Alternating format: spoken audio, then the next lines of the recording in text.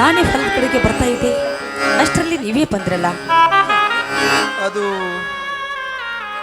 ಅದು ಏನಾಯ್ತು ಹೇಳಿ ಸ್ವಾಮಿ, ಯಾಕೆ ಗಾಬರಿ ಆಗಿದ್ದೀರಾ?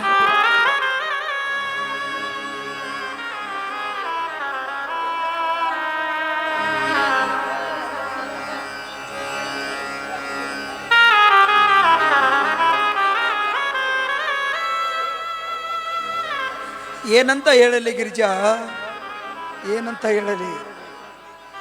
ಇಂದು ನನ್ನ ಮನೆತನ ಸಿರಿತನ ಕಳೆದು ಹೋಯಿತು ಗಿರಿಜಾ, ಕಳೆದು ಹೋಯಿತು. ಏನ್ ಹೇಳ್ತಾ ಇದ್ದೀರಾ ಸ್ವಾಮಿ?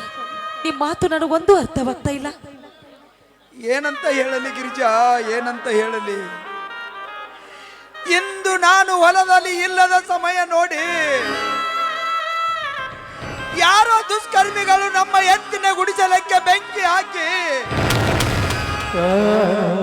2 ಎತ್ತುಗಳು ಸತ್ತು ಹೋದವು ಗಿರಿಜಾ, ಸತ್ತು ಹೋದವು. ನಮ್ಮ ಎತ್ತುಗಳು ಸತ್ತು ಹೋದುವೆ. ಅಯ್ಯೋ ದೇವ್ರೆ, ಮಾರುತೇಶ್ವರ, ಯಾಕಪ್ಪ ಈ ಬಡವರಿಗೆ ಇಷ್ಟೊಂದು ಶಿಕ್ಷೆ ಕೊಡ್ತಾ ಇದ್ದೀಯ ರೀ? ಏನು ಅಂದ್ರೆ ನಮ್ಮ ಎತ್ತುಗಳು ಗುಡಿಸಲಿಗೆ ಬೆಂಕಿ ಹಚ್ಚಿದವರು ಯಾರು ಅಂತ ನಿಮಗೆ ಗೊತ್ತಾಯ್ತೇನ್ರಿ? ಗೊತ್ತಿಲ್ಲ ಗಿರಿಜಾ, ಗೊತ್ತಿಲ್ಲ. ನಂಬಿಕೆ ಇದೆ ಅಂತ ಹೇಳಿ ನಂಬಿ ಕುಳಿತರೆ ಪ್ರತಿ ಹೆಜ್ಜೆಗೂ ನಮ್ಮ ಜೀವನದಲ್ಲಿ ಕಷ್ಟ ಅನುಭವಿಸಬೇಕಾಗುತ್ತದೆ ಗಿರಿಜಾ, ಕಷ್ಟ ಅನುಭವಿಸಬೇಕಾಗುತ್ತದೆ. ಯಾಕ್ರಿ ಈ ರೀತಿ ಮಾತಾಡ್ತಾ ಇದ್ದೀರಾ?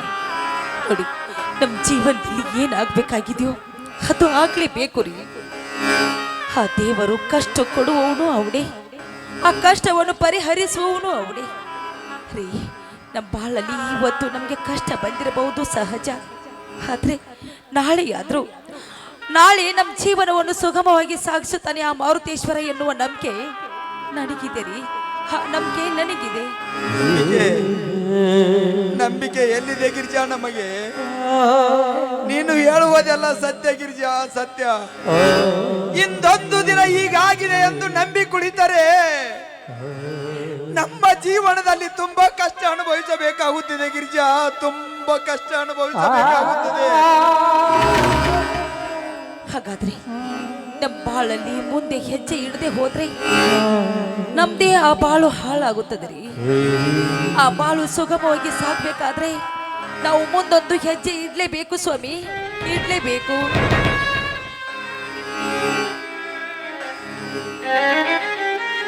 ಹೌದು ಗಿರಿಜಾ, ಹೌದು,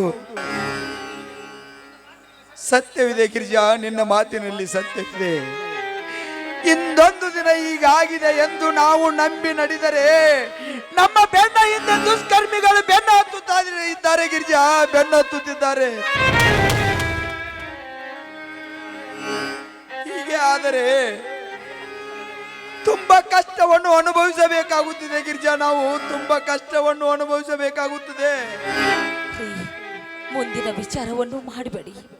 ಆ ಮುಂದಿನ ವಿಚಾರವನ್ನು ಮಾಡಿದ್ರೆ ನಮ್ಮ ಬಾಳು ನಾವೇ ಹಾಳು ಮಾಡಿಕೊಳ್ಳುತ್ತೀವಿ. ಬನ್ರಿ, ಆ ಮಾರುತೇಶ್ವರ ಅವನನ್ನೇ ನಾವು ನಂಬಿದೀವಿ ಅಂದ್ಮೇಲೆ ಆ ಮಾರುತೇಶ್ವರ ಯಾವತ್ತು ನಮ್ಮ ಕೈ ಬಿಡುವುದಿಲ್ಲ ರೀ. ಆ ನಂಬಿಕೆ ನನಗಿದೆ. ಬನ್ರಿ, ಊಟ ಮಾಡಿದ್ರೆ ಅಣ್ಣ ಅಣ್ಣ. ಸೂರ್ಯ, ಈಗ ಬಂದೀಯ? ಅಣ್ಣ, ಅತ್ತಿಗೆ ಅಣ್ಣ ಏಕೋ ಮೌನವಾಗಿ ನಿಂತಿದ್ದಾನಲ್ಲ? ಹೇಳೋದಕ್ಕೆ ಏನು ಉಳಿದಿದೆ ಸೂರ್ಯ? ಅಂದರೆ ಏನು ನಿಮ್ಮ ಮಾತಿನ ಅರ್ಥ? ಸತ್ಯ ಏನು ಅಂತ ತಿಳಿದ್ರೆ ನೀನಿಲ್ಲಿ ನಿಲ್ಲೋದಿಲ್ಲ ಸೂರ್ಯ, ನೀನಿಲ್ಲಿ ಇರೋದಿಲ್ಲ. ಅಂತ ರಹಸ್ಯವಾದ ಸತ್ಯದ ಕಥೆ ಅದೇನೆಂದು ಹೇಳು ಅತ್ತಿಗೆ, ಹೇಳು. ಅಣ್ಣ, ಇದೇನ ನಾನಿನ ಮುಖದಲ್ಲಿ ಕಣ್ಣೀರು? ಏನಾಯ್ತಣ್ಣ, ಏನಾಯ್ತು? ಏನಂತ ಹೇಳಲಿ ಸೂರ್ಯ, ಏನಂತ ಹೇಳಲಿ? ನಮ್ಮ ಜೀವನದಲ್ಲಿ ನನ್ನೆರಡು ಬಂಡೆಗಾಲಿಗಳು ಮುರಿದ.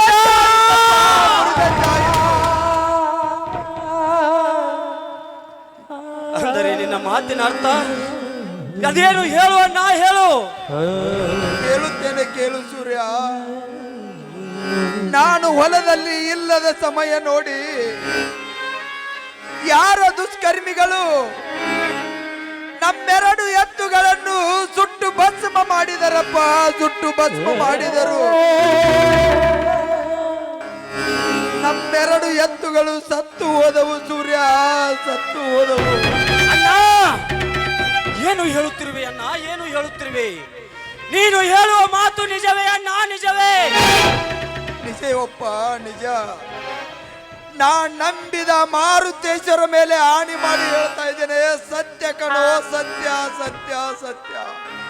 ಅಣ್ಣ ಅಣ್ಣ, ಅವರು ಯಾರು ಎಂಬುದು ತಿಳಿತೇನಣ್ಣ? ತಿಳಿದಿಲ್ಲವಪ್ಪ, ತಿಳಿದಿಲ್ಲ. ಅವರು ಯಾರು ಎಂಬುದು ತಿಳಿದಿದ್ದರೆ ನನ್ನ ಮೆಟ್ಟಿ ಸೀಳಿ ಬೀಳುತ್ತಿದ್ದೆ, ಆದರೆ ಅವರು ಯಾರು ಎಂಬುದು ತಿಳಿದಿಲ್ಲ. ತಿಳಿಯದಿದ್ದರೆ ಏನಾಯ್ತು ಬಿಡುವಣ್ಣ.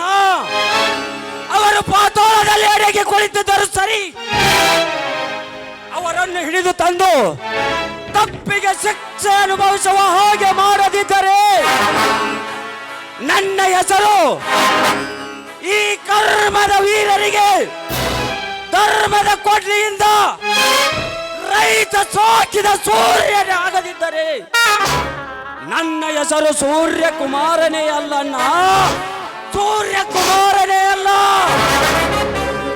ನೀನು ಯಾಕೆ ಸಿಟ್ಟಿಗೆ ಬರ್ತಾ ಇದೀಯಪ್ಪ ಸೂರ್ಯ? ಪೊಲೀಸರಿಗೆ ಕಂಪ್ಲೇಂಟ್ ಕೊಟ್ರೆ ಪತ್ತೆ ಹಚ್ತಾರೆ. ಪೊಲೀಸ್ ಅತ್ತಿಗೆ ಇಂಥ ವಿಷಯಕ್ಕೆ ಕೈ ಜೋಡಿಸುವರೇ ಅವರು.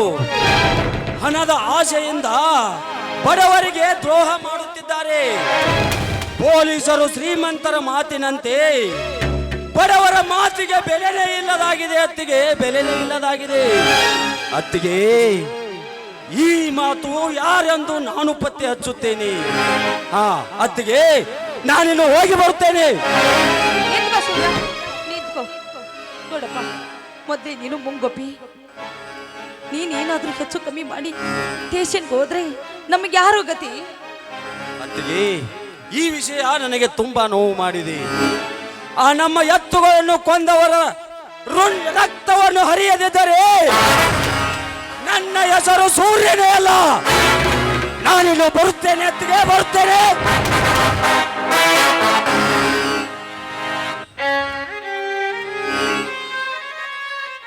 ತಂದೆ ಮಾರುತೇಶ್ವರ, ನಿನ್ನ ನಂಬಿದ ಭಕ್ತರಿಗೆ ಈ ರೀತಿ ಸಂಕಟ ಕೊಡುತ್ತಾ ಇದೆಯಲ್ಲ ತಂದೆ, ಯಾಕೆ?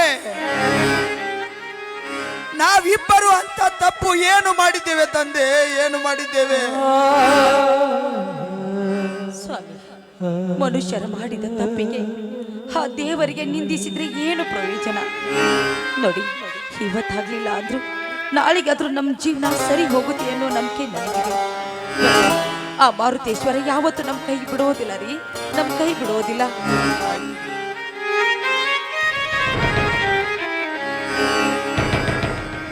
ಅಣ್ಣ ಅಣ್ಣ, ಅರುಣ್, ನಾನು ಕೇಳಿದ ವಿಷಯ ನಿಜವೇನಣ್ಣ? ಅದ್ಯಾವ ವಿಷಯಪ್ಪ? ಅಣ್ಣ, ನಮ್ಮ ಎತ್ತುಗಳು ಸತ್ತು ಹೋದುವಂತ ನಿಜವೇನಣ್ಣ? ಹೌದಪ್ಪ, ಹೌದು.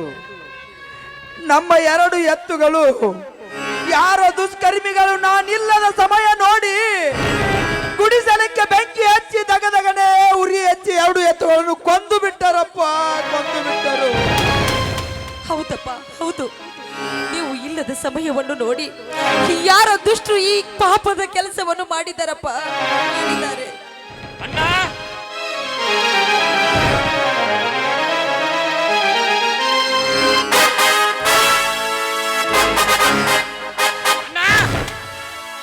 ಅವ್ರು ಯಾರೆಂದು ತಿಳಿಯುತ್ತೆ?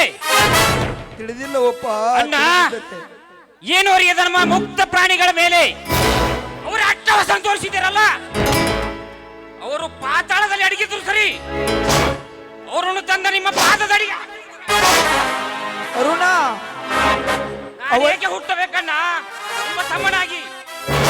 ಅವರು ಯಾರೆಂಬುದು ತಿಳಿದಿಲ್ಲಪ್ಪ.